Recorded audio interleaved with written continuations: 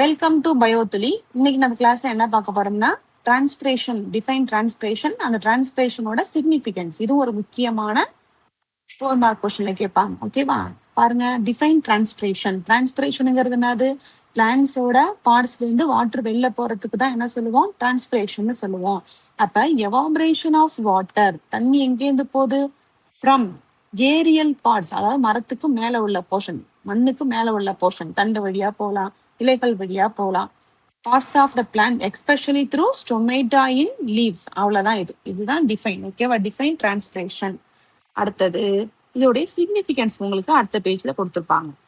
சிக்னிபிகன்ஸ்ல first point பாருங்க, create transpirational pull for transport of water. Transpirational புல்லுனா அதாவது இலையிலேருந்து தண்ணி வெளில போறதுக்கு ஒரு இழு விசை வேணும், ஒரு புல் ஒண்ணு வேணும். அந்த புல் அங்க அது கிரியேட் பண்ணிட்டே இருக்கிறதுனாலதான் வேறால என்ன பண்ண முடியும்? கண்டினியூஸா மண்ணுல தண்ணிய உறிஞ்சுக்கிட்டே இருக்க முடியும்.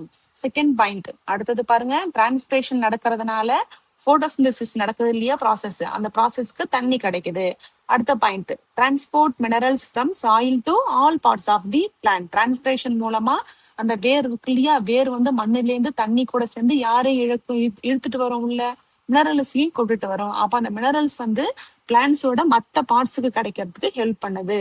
Next point, cool the surface of the leaves by the evaporation. அதாவது நம்ம வீட்டுல ஒரு மரம் வச்சிருக்கோம், அந்த மரத்துல ஒரு கிளைய வெட்டி உங்க வீட்டு வாசல்லையோ மொட்டை மாடியிலயோ போட்டுட்டு போங்க. சாயந்தரம் வந்து பாத்தீங்கன்னா அந்த கிளை என்ன பண்ணிருக்கும்? ஒரு மாதிரி சுருண்டு காஞ்சு வதவி போயிருக்கும். ஆனா மரத்துல பாருங்க, இலைகள் எப்போதுமே பச்சை நிறமா பசுமையாவே காய்ச்சலிக்குது. எவ்வளவு வெயில் அடிச்சாலும் என்ன பண்றது இல்லதுங்க, சாயந்தரம் அப்படியே வாடியா போயிடுது. அது பழுத்து போகும்போதுதான் வாடி போகுது. மத்த நேரம் எல்லாம் ஃப்ரெஷ்ஷாவே இருக்கு. அப்படின்னா அந்த இலை வழியா எப்போதுமே என்ன பண்ணிக்கிட்டே இருக்கு? தண்ணி போய்கிட்டே இருக்கிறதுனால அந்த இலையோட சர்ஃபேஸ் எப்பவுமே எப்படி இருக்கும்? கூலிங்கா இருக்கும். அதாவது செப்பல் இல்லாம ஒரு ரோட்ல நடந்து போயிட்டே இருங்க, திடீர்னு ஒரு புல் தர இருக்குன்னு வச்சுக்கோ, அந்த புல் தர மேல போய் நின்னு பாருங்க, சில்லுன்னு ஃபீல் பண்ணுவீங்க. ஏன்? அப்ப ரோடு அவ்வளவு சூடா இருக்கு, புல்லு பாத்தீங்கன்னா சில்லுன்னு இருக்கு. ஏன்னா அந்த இலை வழியா என்ன பண்ணிக்கிட்டே இருக்கு? தண்ணி வெளில வந்துகிட்டே இருக்கு.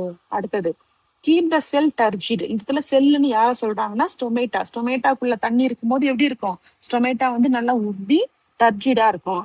Hence maintain the shape.